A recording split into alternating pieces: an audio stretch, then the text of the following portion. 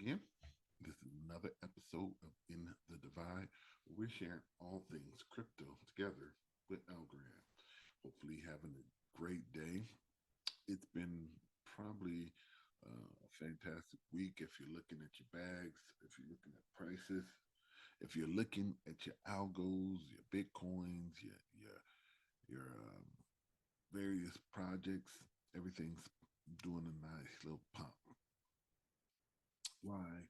There's a lot of speculations. Everybody's running to Bitcoin and things of that nature. Everything's a little bit more complicated than that. And if you understand about markets, markets don't go necessarily on uh, correct information. It goes on rumor. Everything's rumor and speculation. What we feel. Think we think that Fed's gonna lower rates. Um, Market's gonna respond in a positive way, and things may pump because people may start buying stuff. But it's a little mixed bag with retail because a lot of crypto is retail. So we retailers are sometimes different investment breed than uh,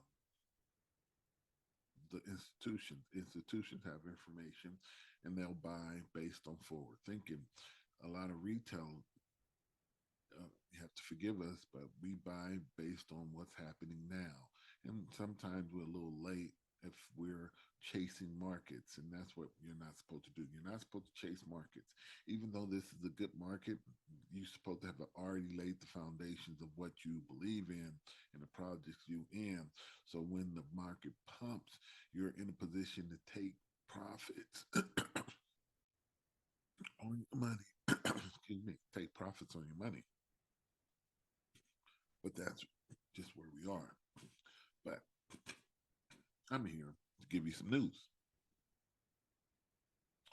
Not only is markets pumping, this is some things that you need to look at as far as coming from Algorand. As I did videos before, there's good news building in this market. This is not financial advice. And if you have a comment, go ahead and share your comments down below. Go ahead and like, subscribe.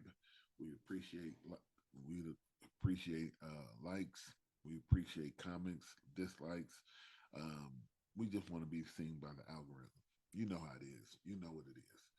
So, Algorand, what is it doing? You see this, all this green chart. This is a 24-day move. This 24-hour chart, and it's been pretty good. This is the 7-day chart. This is where it's been going up, and it even almost got to 16 cent. So it's pretty much stabilized and looking pretty good if you're looking at the market in the 1 month. So it's been doing all this, but why? I think Algorand's moving because there's a couple of things that's factoring in with Algorand. Because out of all the coins, it was really hit pretty hard with the bear market. I think going into 2024, there will be some changes. I don't think the market's going to change too much, but there will be some changes, and it may benefit Algorand. So the thing with Algorand is it's still working. It's working to build its presence. And a lot of people, I think, especially if we're looking in America focus, we want things to happen in America first. And I think because Algorand has an international bent where it is not based in America, it's international. It's so one of the things that it's done is it's been trying to put itself in a place where it could be at its most used. And to tell you the truth, a lot of the reasons to use the bitcoins and all that other stuff is a little bit more financial certainty. And now, out of everyone in the world, America has a solid foundation financially where we're taking pretty good care of our thing. Is pretty solid for the most case. I don't not gonna go there because I don't really think it's solid, but it's a structure system that hasn't really failed its people. So Algorand has ventures bets on Afghani fintech Hezbollah.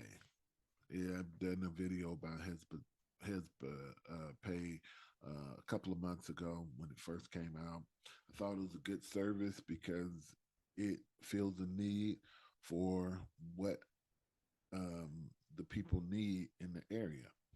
So with the stuff that's going on in the region, it pops up as a service that usually um, uh, the citizens now are relying on and sees the benefit of this Hezbollah play system when they're in a turbulent area, war, there's political strife.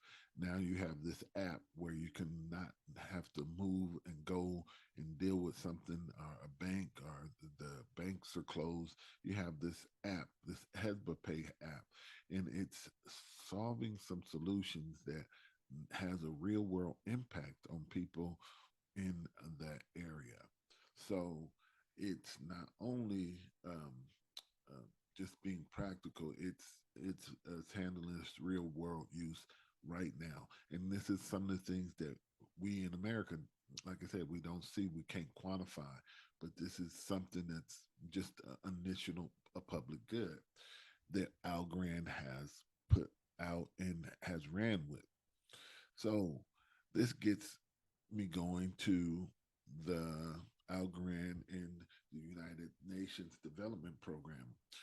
And all these things are slightly connected because if you got Hezbollah Pay is going to be connected because what's going to happen with United Nations, they're going to see this thing work and going to implement this because it's a way to help you in a humanitarian effort to get people money and get people distributed cash or remittances.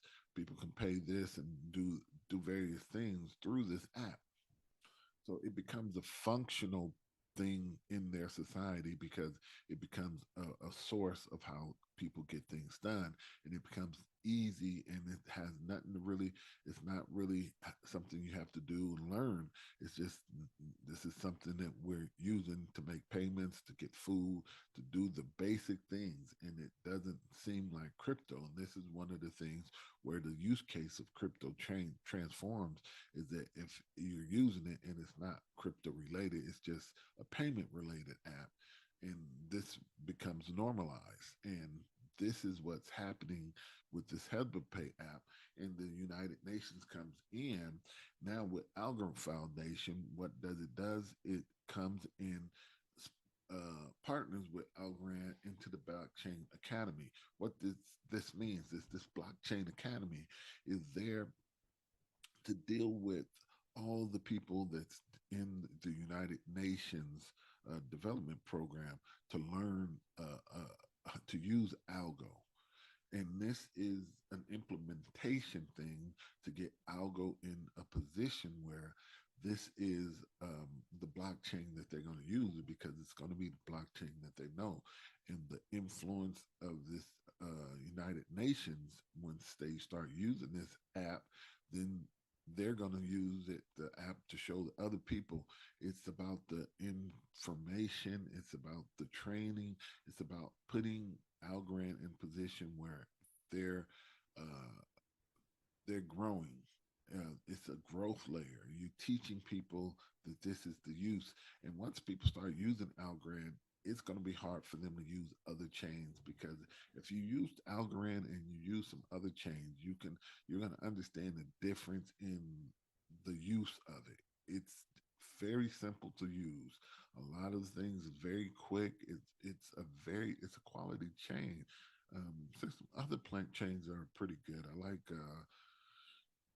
Quant, Cosmos. There's some other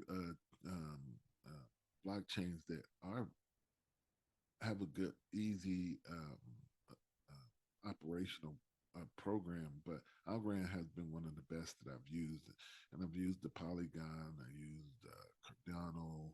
I, I never used Ease. I tried Ease once, but it was just in the early stages, and it was when it's proof of work. But anyway, but I would actually have you, if you have used other networks, test it against Algorand, and you'll see why uh, they are making a play to be a base layer of a lot of different networks, because it just works, and it simply works quick and efficiently. So this United Nations is a very big thing, and it brings under at least all 22,000 plus United Nations um, employees in more than 107 countries. So this is Algorand building. This is just Algorand just building, building, building. And if you're in a position to try to figure out